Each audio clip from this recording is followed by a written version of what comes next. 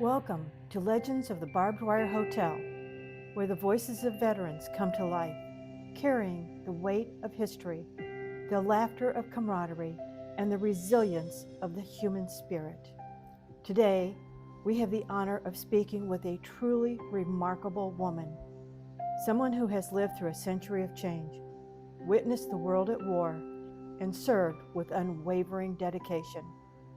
She has seen young men march off to battle, cared for those who returned, and carried the memories of those who never did.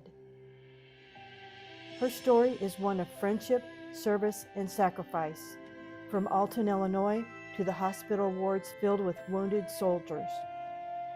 She was there when the world turned upside down, when Pearl Harbor was attacked, when the young men left their homes with uncertain futures, and when they returned, forever changed. It is my privilege to welcome Rosemary, Dwyer, Dodgen to the Barbed Wire Hotel. Rosemary, at long last, welcome. Let's start at the beginning. Where did you grow up? I grew up in Alton, Illinois, born and raised. How was your childhood?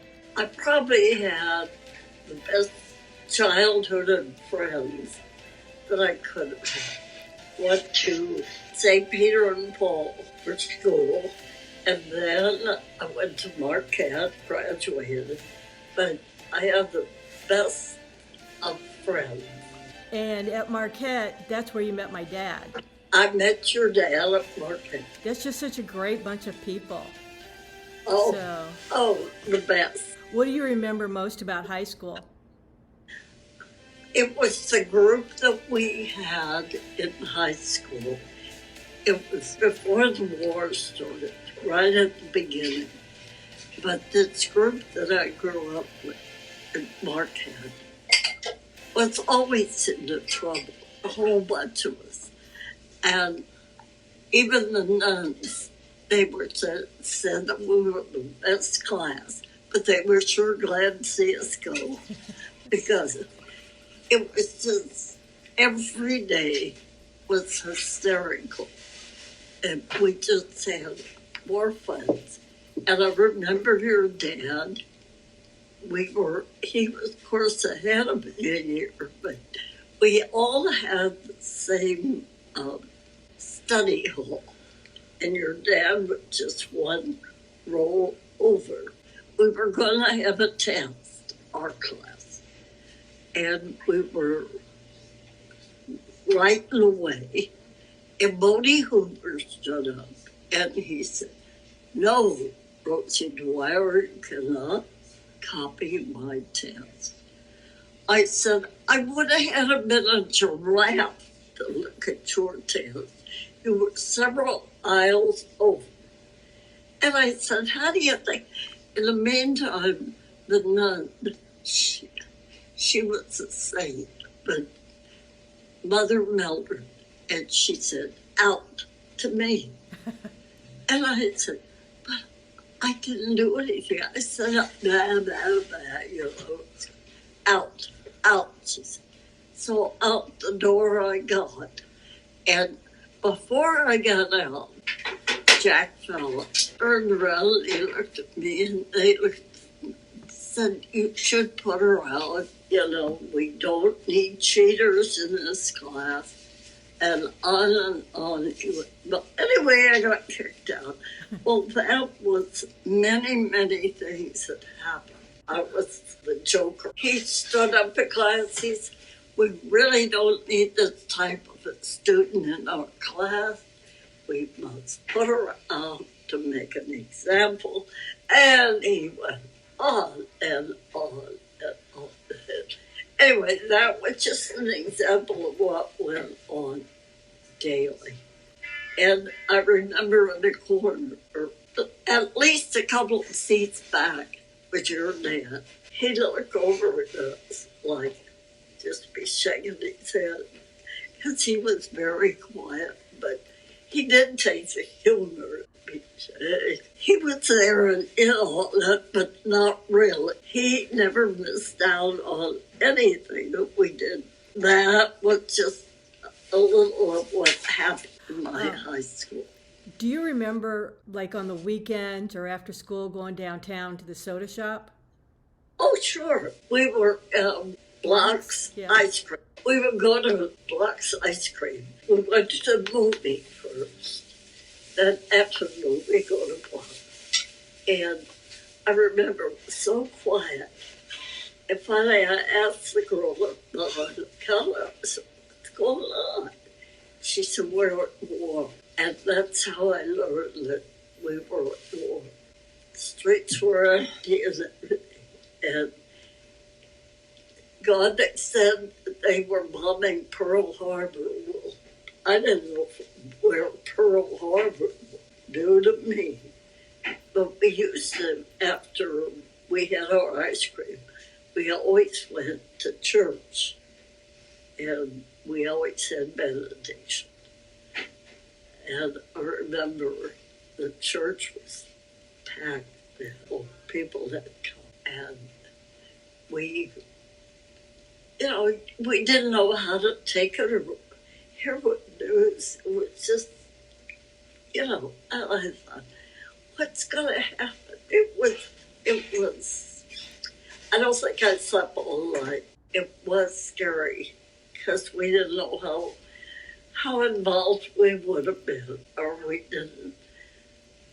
You looked around, here were all the kids that you went to school with, and I thought, well, they're only 18. I figured, of course, they were out the door. It wasn't too long. Then 3 of the boys were gone, and I'm sure Jack Fallon and Ted Betts and your father, of course, was in a group. Knew a lot of them from out there, but we still couldn't latch on to what it was like to be in a war, because we later heard that one of them in our class was taken by the Germans, and we understood that he was hit with a gun. They hit him in the ear and took care of his hearing, and also gave him brain damage. He with the butt of the gun, hit him in the ear, and I remember because it was so heartbreaking. He was smart, one of the smartest boys in the class, and they said, what a shame, because he didn't lose his hearing, and I don't know, he just kind of faded away. It happened with a lot of the boys. We remember that beginning to feel these kids were slipping away from us, what they were going through, so. It's kind of like you grew up in this real close-knit group that was very protected, kind of like protected by the school, by Marquette, and then all of a sudden people were like pulling out and the young men were going to war. I'm getting chills now just thinking about it. Can't imagine. I just thought they were so young. It isn't fair that nobody listened to me the way they went. And as soon as I graduated, I went on to school to nursing at St. John's in Springfield, Illinois. The biggest jolt I got was Ralph Campbell, who was in your dad's class, and he was killed. 2 airplanes were landing, and they both struck. The one, they said it was pilot error, but all 19 in both of the planes were killed. I have been searching to find out, haven't been able to figure out where Ralph was buried. His brother wanted him to be brought home. There were a lot of heartaches like that. Where did that crash happen? They were coming back because when I went out to meet the enemy, They were in the sky 8 hours. It's a long time to be shooting at each other. I still haven't got the whole history. I kind of had a crush on him. I won't tell anybody. But he was a year ahead of me, but Yeah. he lived right down the street. But I really had a crush. I don't know what he thought of me, but I really had. Ever since then, I've been trying to find out where he's buried, and I did get a lot of information about him, being crashed. He was a turret gunner. My dad was a waist gunner. I think he wasn't like the tallest man on the block, but he was too tall to be a turret gunner. Those were the shorter guys. They hadn't hit their growth spurt yet. Well, that's what Ralph was. They said he was a gunner. That he had a brother and a sister, and they were the nicest family. But I graduated after 3 years, and I forgot who the girl was. She had a party, and we all met, and I'm going to start crying again. But it was just so good to see those that were there. When you knew that these kids that you sat in the classroom with, we pulled something terrible on everybody. And what great, great human beings they were. And to know what they went through as kids. And I mean, when you consider they're just 18 or 19. I remember when my son was 18, 19, 20. I mean, it was like, he's still a kid. The bravery of these men, because they didn't get drafted, they enlisted. And I mean, Pearl Harbor changed so many lives. I know it changed my dad's life, but I mean, and it changed the people that were left back home. It was, because you couldn't figure out what was going on. You never got information back until they were dead, or as old as I am. I have to tell you, there were days I get up and I'll sit down. You don't know this either. And it pours out. After all these years, they just start racing in your mind, including your dad. Yeah. It's like seeing him sitting about 2 rows over, and it was kind of like he was taking it all in. That was kind of my dad. He took it in. He enjoyed every bit of it, too. No, but he would crack up, though, when, he'd look at it like a bunch of crazies. Anyway, that's how I looked at the war. Yeah. And I don't want to hear it again. So you went on after you graduated in 1944, and before I go any further, I should say, happy birthday. Oh, thank you. You're my first centurion. Oh, really? Yes. Well, I keep it hoping not too long. Get kind of stiff. Just enjoy the ride. Enjoy the ride. God has a reason. After you graduated from Marquette, you went to Springfield to St. John's Hospital? I was there 3 years. The war was over. And that was the beginning of really finding out what the war was all about, because I worked at the VA and we got nothing but ex-troops in it.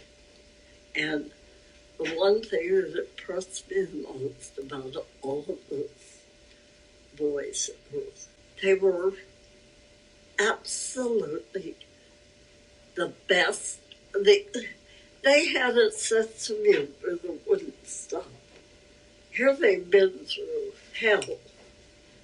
And just like this one, it came pounding on my desk. And I said, what's the matter with me? He said, well, he said, I buried my whiskey. It's a field out there where they play golf. And he said, I can't find where I buried my whiskey. His whiskey? You mean like drinking whiskey? Like drinking whiskey? whiskey. He buried it out on the golf course? At the golf course. He said, I buried it up. And he said, I must dug up 9 more holes. And he said, this is, still haven't found it. And I said, well, why don't you take a nap when you get up? I bet you can remember. He said, I never thought of that. Now, this is the kind of humor that they had, that it was every day something hysterics. I got this little patient. Well, he was in World War I. Staff there decided they'd go around and talk to all the patients. They got to him. He wore the hospital gowns, but nothing under them. Crossed his leg and he kept foot going all day, and he would sing this dirty little song. And he wiggled his foot. He was blind too. And this whole group, big shots, came by, and he had $20 left on his table. And they said, can't we just put that away for you?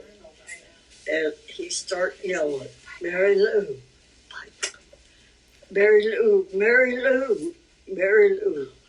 He always called me Mary Lou all over. I said, what do you want? And he said, I want you to get me some gloves. He said, I'm going to put this $20 where the sun don't shine. And he said, I want my touch. I said, okay, we'll take care of it. We'll live up right there, and nobody better touch. And they did.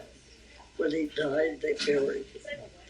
He was quite old, because they were a group of individuals. What were the soldiers coming in for? Because if they went to war, they were going over to Germany and Japan and places like that. So they were going into other areas. So who came to Illinois?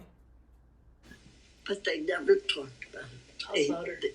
They never said one negative against the enemy. Even Bill, who shot paraplegic, my first husband, never heard a negative sound about him. I think their thinking was whoever didn't make it also had families. Well, when did you meet your husband? I met him as soon as I got out of training, and I decided to leave Alton and go to California just for a visit. Then I went to work at the VA. I had worked at the VA in St. Louis since I got out of school, and had an experience, with all those boys, and then went to California. When I thought, well, why am I going to work? I should be going home. But instead, I stayed there, and I met Bill. Now, Bill was the most handsome man I'd ever seen, from Texas. And he was with the doctor that just really was outstanding. And Bill learned to get his wheelchair in the car and drive. Married 10 years. And of course he had a lot of problems. They shot him in the back, and the bullet went in, stayed up, and got back in. They kept it that way because they said the bullet would do no problems. But the only thing I ever heard Bill talk about was how he was, the day he got shot, was 10 o'clock in the morning, and he laid there until noon. He was picked up by the medics, and he said one was shot. They carried him back, but they put him on the ocean where the waves were coming in. They had them all lined up, all the ones that had been shot, or probably dead too. And of course, that's when I read it. I thought, Wickenhauser was in the same division, but he wasn't. He was in the 5th Division. Bill was in the 9th Division.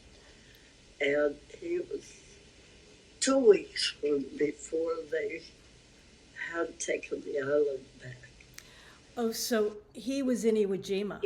Yes. When did you meet Bill? I was 22. Okay, and you had graduated. Bill was 2 years older. Okay, so you had graduated from nursing school in Springfield, and you went down to St. Louis to the VA to work. Yes. Okay, and after I got through at Springfield, right. The nursing program was 3 years, and then I came home. And I only worked in Alton about a year. Where'd you work in Alton? I worked at the Alton State Hospital when it was a hospital. I got a chance to come out to California. And there were, of course, there were no one from the war at the state hospital. It was medical patients. They were very difficult to take care of. When I got a chance to go, I thought I'm still young.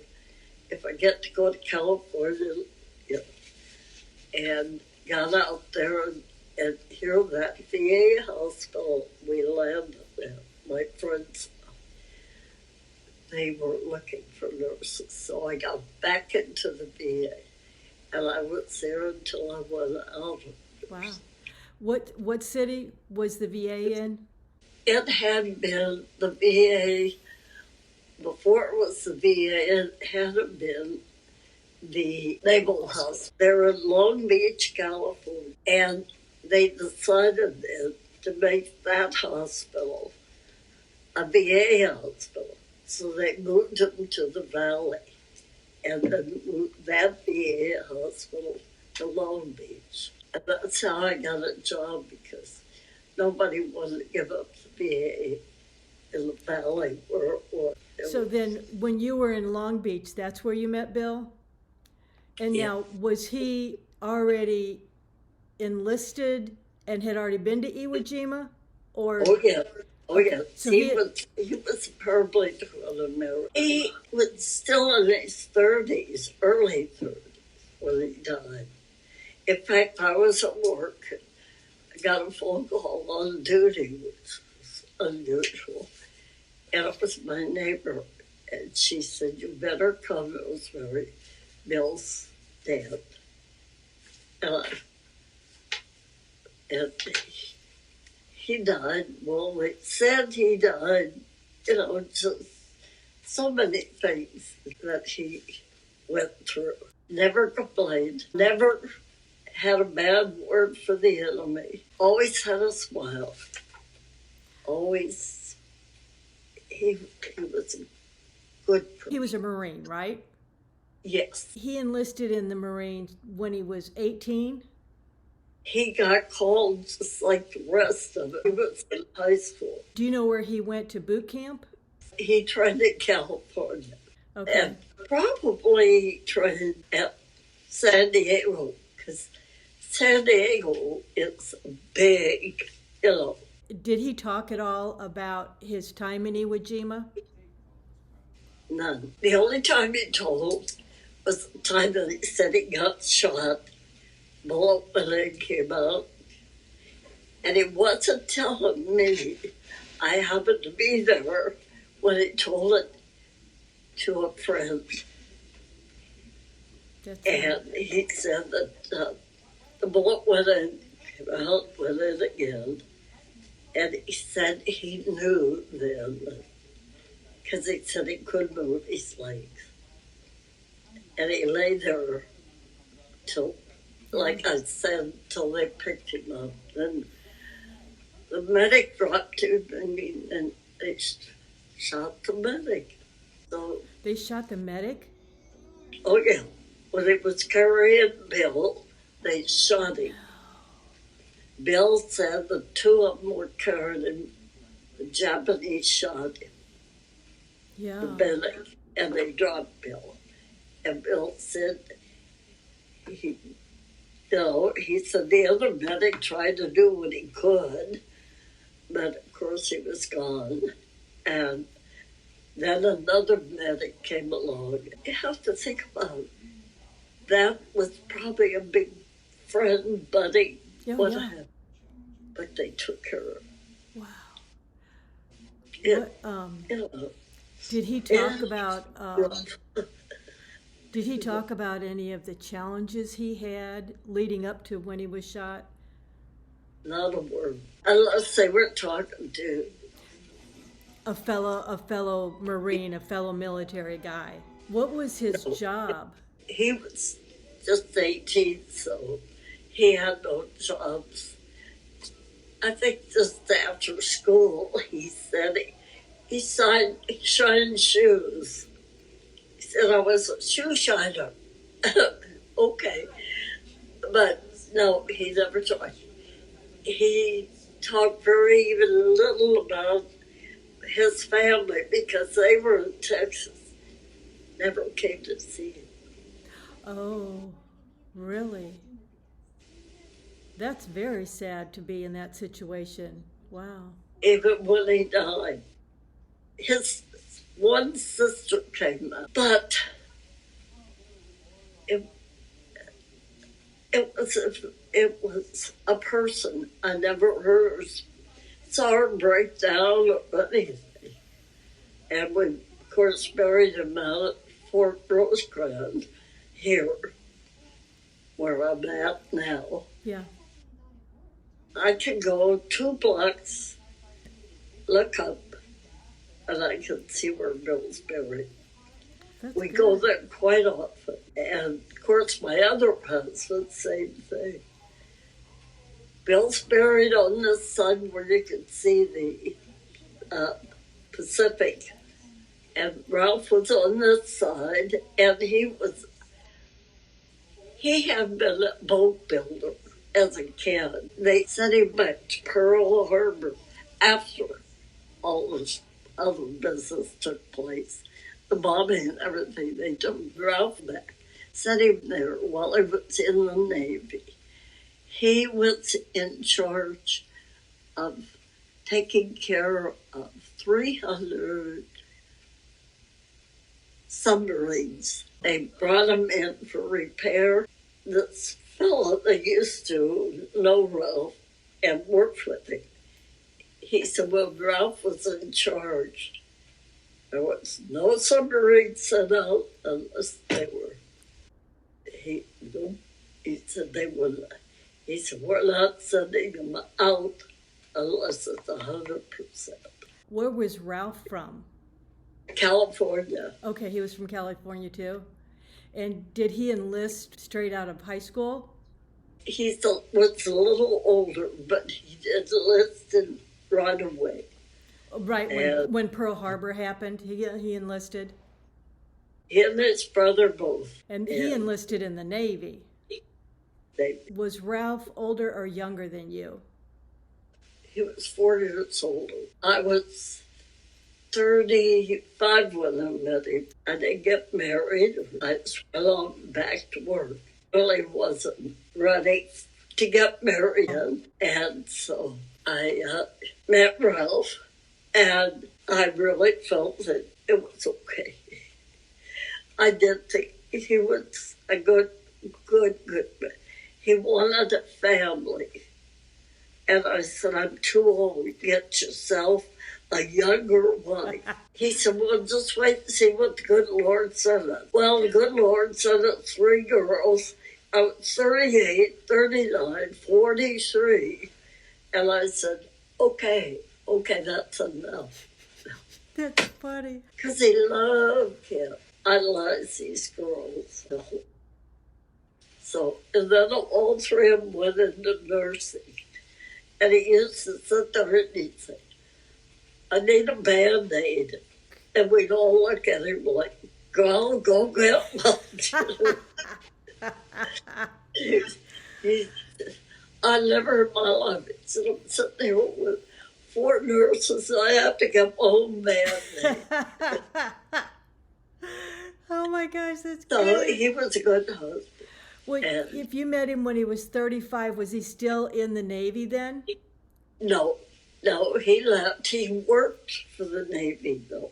He was a planner and an estimator for the Navy and used to go on board ships to see repairs they needed. Aircraft carriers, subs, anything. Oh, so he was a layman.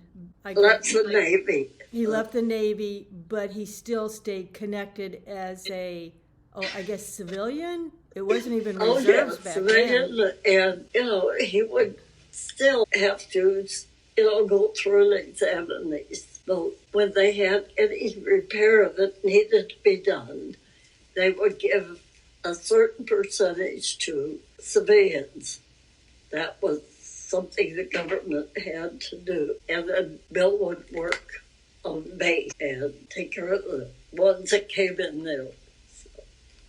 So, but he was a good man, good father. Did he do that the rest of his life? He did it when he retired, when he got out of the military for 34 years, something like that. 34 years. Department of Defense. He was a planner and estimator for the Department of Defense. So when all the ships or the submarines came in, he would figure out the contracts of what needed to be fixed and contracted out who would fix it, what companies would come in and fix the ships and the submarines. Wow. And he worked in Long Beach. Long Beach Naval Shipyard. That's incredible. So he did that. Yeah, for 34, I think it was 34 years when he retired from that. He just really stayed connected, didn't he? Yeah. Oh, yeah, I loved the Navy. What do you think was his biggest challenge, whether it was after he got out or during? Well, I think during, because he was stationed in Hawaii, and it was still sort of a, it was kind of, there were a lot of Japanese in Hawaii. And you don't know what happened to cause what happened. This was in the 1950s? He went over to Hawaii in the late 40s. He went stationed in the Hawaii in the 40s, correct? During the war. So, but everybody was kind of on their, what's going to happen? I just hope nobody ever has to go through it. I wish there was a way we could do without it. I really do. It was hell to be there and not to be there. But do you know what the most rewarding part of his service was? He always loved the Navy. It was, because we can hear the, when it comes up from the base, they always play in the morning they play the Reveille, at night they play taps here in Coronado, so we can always hear it here from the house. Yeah. It's part of them. They'll never lose. I learned that through all the patients I had. In fact, I get to the door to give them their medicine, and they'd say, how old are you? 77. They'd say, that's the spirit. Before they left me in the door. What? They were, they just kept you going. Oh, that's funny. In fact, we had one patient that was nice, tall, handsome, good kid, but mentally tore up. He had been through the war, and we had a doctor, and I had these orderlies who were also in the service. I guess it was probably Pearl Harbor that influenced both of them. Do you think that influenced you to go into nursing, or did you always want to be a nurse? Always. I wasn't very smart, to tell you the truth. And if it wasn't for the war, they probably wouldn't have let me in. But they needed nurses, but the nurses they had, they were shipped out, and they were sent overseas. Some of the nurses, they had been through plenty too. My mom was a cadet nurse. Oh, so she was in the military too? For 3 months. For 3 months. A cadet nurse. Well, explain what happened. They paid for your nursing school. They paid for you to go to school. But I had to also say that if the war was going on, I would have to go. Right. Well, I would have gone anyway, if they let me in. But anyway, so I got through. The only thing is, the government made us give back our clothes. Right when you were graduating, the war ended. But she'd already sworn in. Yeah. And so she was a Navy nurse for 3 months. 3 months. But That's she was a great. cadet nurse while Didn't she was in see nursing any school. action. Well, thank you. Thank you. Thank you for your 3 months of service. Yes. 3 months. But do you know, there are so many young men and women that they do enlist to have their college paid for. Then you graduate and you have no debt. My son-in-law, Kevin, retired from the Marine Corps. And his son's in now. They have 4 boys. Peggy, my daughter, she's the youngest of the 3 girls. Her husband was in the Marine Corps when she married him. The war was over. But Kevin had been He'd been multiple deployments, but he was a master sergeant when he retired after 22 years. After he retired, he became a police officer. A police officer? So poor Peggy, she had to worry. You're worried when they're in the Marines, and then you're worried when they're a policeman. Right, because he was over in He was everywhere. Kevin was everywhere. Yeah, He Kevin was got multiple shipped during out the 9/11, all over the place. Did she tell you about her cousin Harry? No. He was in the Navy. Did you tell him about? Harry was in the Navy. Harry was my first cousin. Father died before he was born. And anyway, he went into the service since the war started, the Navy. And he was shipped from one carrier. He was on a carrier, shipped to several carriers. Then he got on the Hornet. Well, he served in the, here it is, Mom, Harry was, but he was served as he was on the Battle of the Midway. Oh, he was on Battle of the Midway. Wow. And the ship was, torpedoed. Yeah. And it sunk. He was on the boat when it sunk. Yeah. What was the name of the boat? Do you remember? The Hornet. Oh, the Hornet. We found out that it was hit, but it didn't sink. Till the next day when they got more torpedoes. But I remember... But they got everybody off in that 24-hour period of time. And it was shot during the Battle of the Santa Cruz Islands. Was during the battle, on their way back. They were doing a battle in the Santa Cruz Islands when it was shot and torpedoed. Wow. But I remember Harry coming home and on leave. We didn't know, and he wouldn't tell. But finally, Mom looked at him. She said, "Well, Harry," she said, "you got new shoes." And he said, "Well, I got a whole new outfit." He said, "Got a whole new outfit." And Mom said, "How come?" He said, "Well, I kind of got wet." He never did tell her why. Kind of got wet? Yeah. My boat was bombed. Yeah, exactly. But like Mom always said about Harry, she said, Harry Here he wrote it here. She said he broke the Ten Commandments twice. 2 times over, all of them. Because that's the way he was. Oh, my Tell him about this one, that he was caught with the officer's wife. Yeah. He was caught with an officer's wife, and then it was in the newspaper. So they discharged him because of that, and then he joined the Air Force. Oh, my gosh. Oh, Yeah. wow.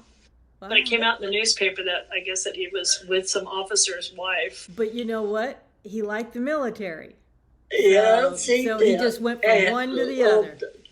And of course, he loved the carriers. Wow. But he knew he could get back to the Navy. So wow. He wasn't going to be left out.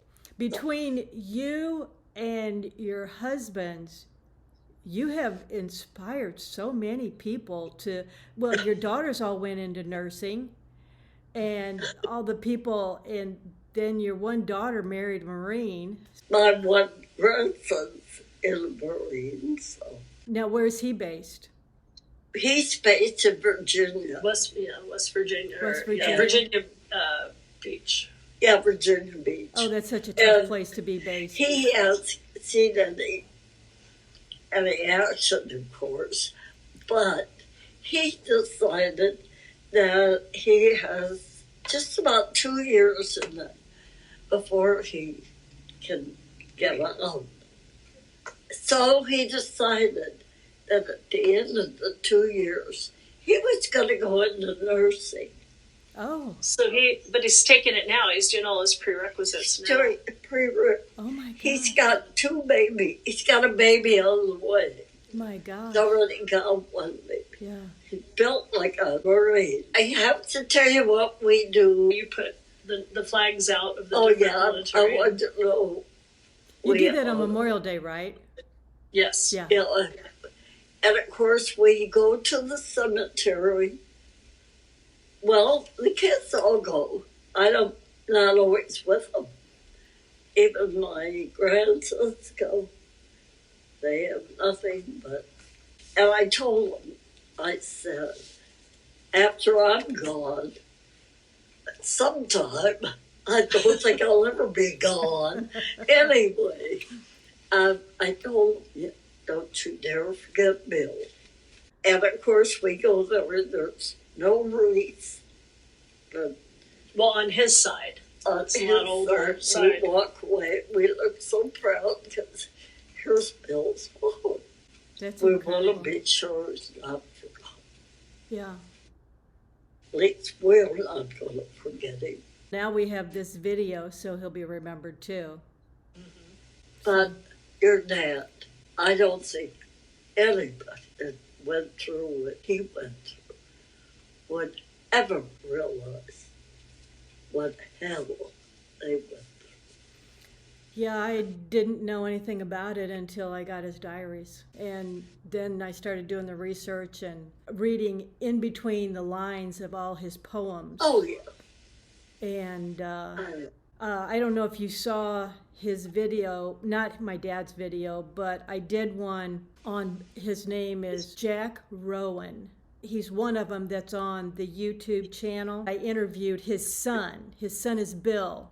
You're not going to believe this. Well, you will, but so Jack Rowan was in North Carolina when he went into the Air Force in like the early 1940s. My dad was in Alton, Illinois, and he went into the Air Force. They both went to the European theater. I don't know if they knew each other before they were POWs. They were in the same POW camp. Your dad and him? Yes, together. Wow. Together, the same camp. They were on the march, the same march. Okay. No. Then, okay, so let's fast forward to my high school. I went to school with Ann Ersch.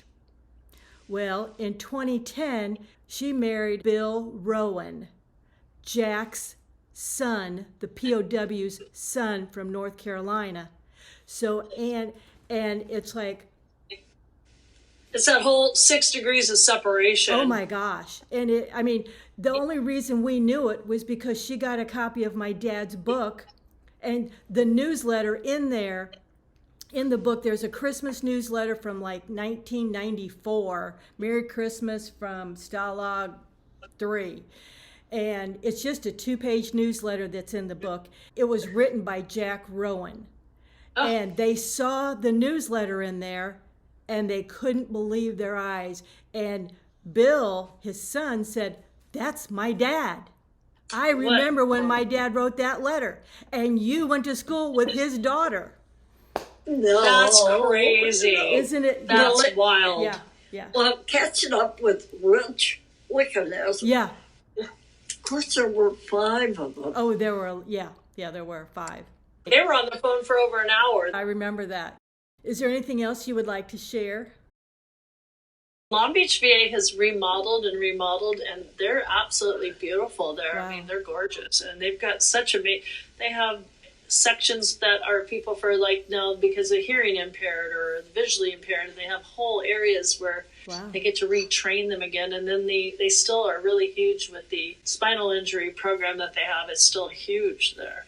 Yeah, that's amazing. In fact, they named the unit, the whole department, after a doctor that used to take care of Bill, and my mom used to work with him and everything. But I forget what the doctor's name. There was a nurses' dorms because when they were cadets, they had to live at the hospital, so they had their own dorm and everything. Do you want to hear one interesting story that she can tell you, and I'll remind her of it from the Long Beach VA? Tell the story about when Bob Hope, they had the Pantages family donated money for a Pantages theater within the Long Beach VA. And they had the Pantages, and Bob Hope used to come and perform there. So tell about what he would do with the Iron Lung guys. Yes, he came and we had three or 4 iron lungs. And Bob Hope used to come and he said to the kids, "Well, I'll go," because he said, "We're going to start the movie." He said, "I'll see you at the movie." And I said, "You won't see us at the movie." And so Bob Hope said, "Why?" And he said, "We don't get to go to that movie." And he left. And he got in touch with the people who did all of the engineers. And he told them, he said, "I want those kids at the movie." And they said, "Well," he said, "you pull the plug and you really take a breath and you run down and put in this plug." So, which they did. They figured out where all the outlets were, and they had extension cords and everything, and they had the guys hold their breath and then run them down the hallway really fast. Wow. He said, "It won't be any movie unless kids." That's incredible. Wow. He was so nice. They had a Loretta Young was there. I know you don't know who she is. Loretta Young, yeah. Loretta Young? Oh, I know Loretta Young. Yes. Yeah. And she was came there, and one doctor shoving in handed her, he wanted her to sign. And she said, "Excuse me, doctor." And she picked up all the other kids that were sitting around waiting for theirs. She totally ignored that doctor. She was so nice. But those Hollywood people were very, very good. Very good. See that they saw the movies. But Bob Hope, he practically lived there. He was so good. That is just incredible. I mean, he didn't have to do that. No. Wow. No. Wow. No, he didn't. And nice. He was so nice. In fact, he knew the kids. He came so often, he knew them by their first name. Shirley Temple. Oh, my mom loved Shirley Temple. Well, Shirley Temple, she had a brother who was a paraplegic. She was very partial. They honored my mother the president of the hospital, the president of nursing. They had the Long Beach Press Telegram there because she was there the first day the doors opened, and she was one of the very first nurses and organized the whole place. So they honored her at a big event there. Where would veterans be without the veterans hospitals? Absolutely. Rosemary, I want to say thank you so much. Thank you. I really appreciate it. And again, thank you so much. Thank you. Bye. Bye-bye. If you are a veteran or you know someone who is, I urge you, share your story. Whether you fought in battle or worked behind the scenes, your experience matters. It's not just history, it's our history. It is a history we cannot afford to lose. At Legends of the Barbed Wire Hotel, we are committed to preserving these stories, but we need your help. Subscribe to this podcast, share it with your friends and family, and most importantly, if you have a story to tell, reach out to us on social media or email. Both are listed in the description. Every veteran's story deserves to be heard, remembered, and honored. So join us on this journey. Together, we can ensure that Legends of the Barbed Wire Hotel live on. If you would like to purchase a copy of my dad's memoir, Writings from the Barbed Wire Hotel, please click the link in the description. In the back of almost 800 pages is an index of all the sources I used to research my dad's military career and time as a prisoner of war, which may help you. If you enjoyed this episode, please subscribe on your favorite podcast platform. Let's spread the word and keep these stories alive. And remember, every story matters, especially yours. Legends of the Barbed Wire Hotel was written by and produced by Diana Mall Halstead. Until next time, stay safe, stay strong, and never forget the sacrifices made for our freedom. Thanks for listening.